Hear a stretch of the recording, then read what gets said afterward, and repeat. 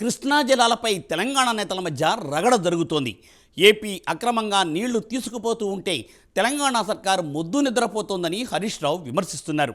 అసలు దీనికి కారణం కేసీఆర్, హరీష్ రావే అంటూ ఉత్తమ్ కుమార్ రెడ్డి ప్రచారోపణలు చేస్తున్నారు. మరోవైపు కృష్ణా జలాల విషయంలో మొదటి ద్రోహి కేసీఆర్ అని కేంద్ర మంత్రి బండి సంజయ్ అంటున్నారు.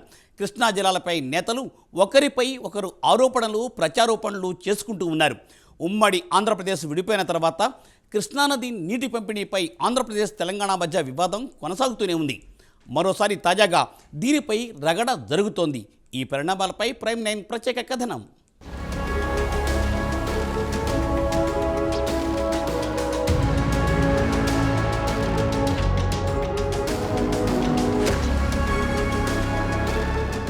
ఉమ్మడి ఆంధ్రప్రదేశ్ విడిపోయిన తర్వాత కృష్ణానది నీటి పంపిణీపై ఏపీ, తెలంగాణ మధ్య వివాదం కొనసాగుతోంది. గతంలో నాగార్జున డ్యాం మీద ఇరు రాష్ట్రాల పోలీసులు ఘర్షణ పడిన సంగతి తెలిసిందే. కృష్ణా జలాలను పంచుకోవడంపై తెలంగాణ రాష్ట్ర నిరసనలు మరింత ముదిరాయి. ప్రస్తుతం 66:34 నిష్పత్తి ప్రకారం జలాల పంపిణీ జరుగుతున్నా తెలంగాణ రాష్ట్రం 71% వాటా కోరుతోంది. ఈ మేరకు తమ రాష్ట్రానికి 71% పరివాహక ప్రాంతమున్నట్లు పేర్కొంటూ తెలంగాణ అధికారులు ఈ డిమాండ్ను కృష్ణానది నిర్వహణ బోర్డు ముందుంచారు. అయితే ఆంధ్రప్రదేశ్ ఈ ప్రతిపాదనను తీవ్రంగా వ్యతిరేకించింది. బోర్డు స్పందన కూడా ఈ విషయంపై అనుకూలంగా లేకపోవడం గమనార్హం. నీటి లభ్యతను బట్టి ఇరు రాష్ట్రాలు తమ నీటి అవసరాలను తీరుస్తాయని బోర్డు అధికారులు హామీ ఇచ్చారు. నాగార్జున సాగర్ ప్రాజెక్టు వద్ద మోహరించిన సిఆర్పీఎఫ్ బలగాలను వెంటనే ఉపసంహరించుకోవాలని తెలంగాణ డిమాండ్ చేస్తోంది. ఈ వివాదం 2023 అక్టోబర్ 28న జరిగిన సంఘటనలను గుర్తు చేస్తోంది. ఆ సంఘటనలో ఆంధ్రప్రదేశ్ అధికారులు నాగార్జున సాగర్ ప్రాజెక్టులోని 13 క్రస్ట్ గేట్లను, రైట్ మెయిన్ కెనాల్ హెడ్ రెగ్యులేటర్ను ఆక్రమించారు. ఈ అంశం అప్పట్లో రెండు రాష్ట్రాల మధ్య ఉద్రిక్తతలకు దారితీసింది. తాజాగా కృష్ణా జలాలు ఏపీ అక్రమంగా తీసుకుపోతుందని బీఆర్ఎస్ సీనియర్ నేత హరీష్ రావు అనడంతో తెలంగాణ నేతల మధ్య వాటర్ రగడ మొదలైంది.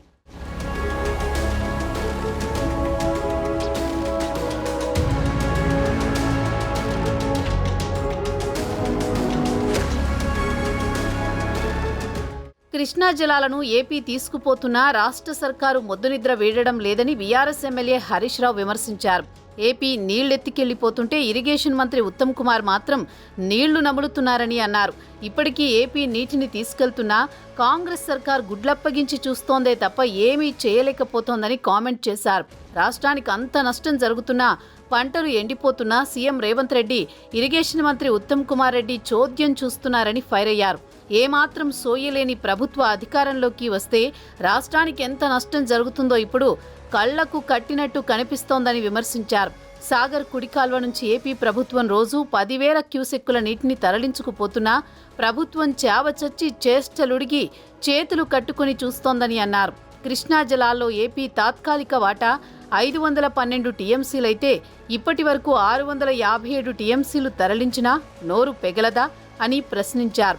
గత 25 రోజుల్లోనే ఏపీ 60 టీఎంసీలను తరలించిందని అన్నారు. రాష్ట్ర నీటి ప్రయోజనాలు పట్టని కాంగ్రెస్ తెలంగాణ ప్రజల పాలిట పెనుశాపంగా మారిందని అన్నారు.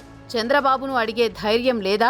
నాగార్జున సాగర్ ప్రాజెక్టుపై సిఆర్పీఎఫ్ బలగాలను ఉపసంహరించే అంశంపై కాంగ్రెస్ ప్రభుత్వం ఫెయిల్ అయిందని హరీష్ రావు ఆరోపించారు.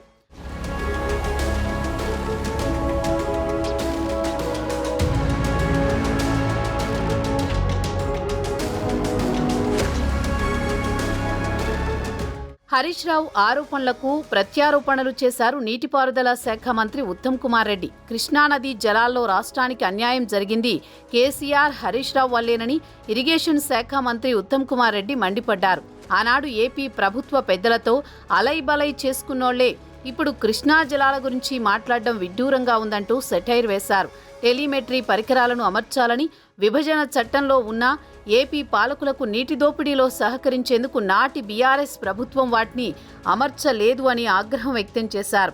35 చోట్ల టెలిమెట్రీలు ఏర్పాటు చేయాలని తాము కేంద్ర మంత్రి సిఆర్ పాటిల్ను కోరినట్టు చెప్పారు. హరీష్ చేతగానితనం వల్లే కృష్ణా జలాల్లో రాష్ట్రానికి అన్యాయం జరిగిందన్నారు.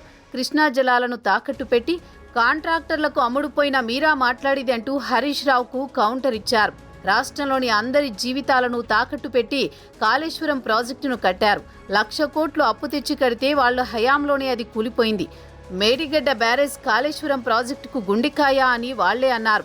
ఇప్పుడు మేడిగడ్డ బ్యారేజీలో ఒక్క పిల్లరే కుంగిందని నిస్సిగ్గుగా చెబుతున్నారని ఉత్తమ్ కుమార్ రెడ్డి మండిపడ్డారు. బీఆర్ఎస్ హయాంలోనే ప్రాజెక్టులకు అనుమతులు రాలేదని, నీటి కేటాయింపులు జరగలేదని, మేమే ఇప్పుడు అనుమతులు తెస్తున్నామని ఉత్తమ్ కుమార్ రెడ్డి చెప్పారు.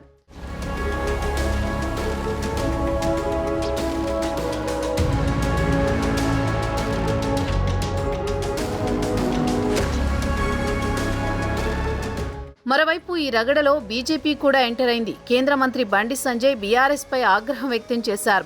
ఏపీ నాయకులతో కలిసి చేపల పులుసు, బిర్యానీలు తిని తెలంగాణ ప్రజలకు తీరని ద్రోహం చేశారని, కృష్ణా జలాల విషయంలో మొదటి ద్రోహి బీఆర్ఎస్ అధినేత కేసీఆర్ అని కేంద్ర మంత్రి బండి సంజయ్ మండిపడ్డారు. ఏమీ తెలియనట్టు నంగనాచిలా కృష్ణా జలాల విషయంలో ఇప్పుడు తెలంగాణ ప్రజల దృష్టి మరలించే ప్రయత్నం చేస్తున్నారని విమర్శించారు. దక్షిణ తెలంగాణ ఎడారిగా మారడానికి కాంగ్రెస్, బీఆర్ఎస్ పార్టీలే కారణమని చెప్పారు. కృష్ణా జలాల ఇష్యూపై రెండు పార్టీలు ప్రజలకు క్షమాపణ చెప్పాలని డిమాండ్ చేశారు. కృష్ణా జలాల్లో మన వాటా 575 టీఎంసీలు రావాల్సి ఉండేదని, కానీ కేసీఆర్ ఏపీ నాయకులతో కుమ్మక్కై 299 టీఎంసీలకే సంతకం పెట్టారని ఆరోపించారు. దీనికి సంబంధించిన ఒప్పందాలను ఆధారాలతో సహా బయటపెట్టినా ఇప్పటికీ కేసీఆర్ స్పందించలేదని అన్నారు. ఇప్పటికైనా 299 టీఎంసీలకే ఒప్పుకుంటూ కేసీఆర్ ఎలా సంతకం పెట్టారో బీఆర్ఎస్ నేతలు చెప్పాలని కోరారు.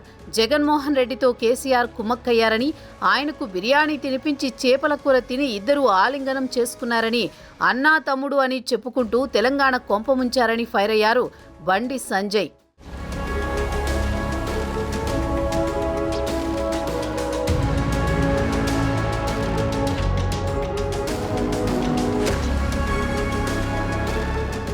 రాష్ట్రానికి అన్యాయం జరిగిపోతున్నట్టు బీఆర్ఎస్ ఇప్పుడు హాహాకారాలు చేస్తోందని, వాస్తవానికి రాష్ట్రానికి అన్యాయం జరిగింది కేసీఆర్ హయాంలోనేనని ఇరిగేషన్ నిపుణులు గుర్తు చేస్తున్నారు. ప్రస్తుతం కృష్ణా జలాల్లో ఏపీకి 512 టీఎంసీలు, తెలంగాణకు 299 టీఎంసీల మేర నీటి కేటాయింపులు జరిగాయి. 2015లోనే నాడు తెలంగాణ సీఎంగా ఉన్న కేసీఆర్, ఏపీ సీఎంగా ఉన్న చంద్రబాబుతో కలిసి కేంద్ర సమక్షంలో ఈ ఒప్పందం చేసుకున్నారు. అక్కడ కూడా చంద్రబాబు ఒత్తిడికి తలొగ్గే ఆయా వాటాలకు ఒప్పుకున్నారన్న వాదనలు ఉన్నాయి. ఆ వాటాలే ఇప్పటికీ కొనసాగుతున్నాయి. వీటిని మార్చాలని కేసీఆర్ గాని, బీఆర్ఎస్ గాని ఏనాడు గొంతెత్తి అడిగింది లేదు. అంతేకాదు, శ్రీశైలం ప్రాజెక్టు ఆధారంగా చేపట్టిన ముచ్చుమర్రి సామర్థ్యం కూడా కేసీఆర్, చంద్రబాబుల హయాంలోనే పెంచారు. రోజు 3500 క్యూసెక్కులను డ్రా చేసుకునేలా ఉన్న ముచ్చుమర్రి కెపాసిటీని 2017లో 6500 క్యూసెక్కులకు ఏపీ పెంచుకుంది. ఆ తర్వాత జగన్ వచ్చాక 2020లో శ్రీశైలం ఆధారంగా చేపట్టిన పోతిరెడ్డిపాడు ప్రాజెక్టు హెడ్ రెగ్యులేటర్ సామర్థ్యాన్ని 44,600 క్యూసెక్కుల నుంచి 1,50,000 క్యూసెక్కులకు పెంచారని నిపుణులు చెబుతున్నారు. ఈ నీటి మంటలు ఎప్పటికి చల్లారుతాయో వేచి చూడాలి మరి.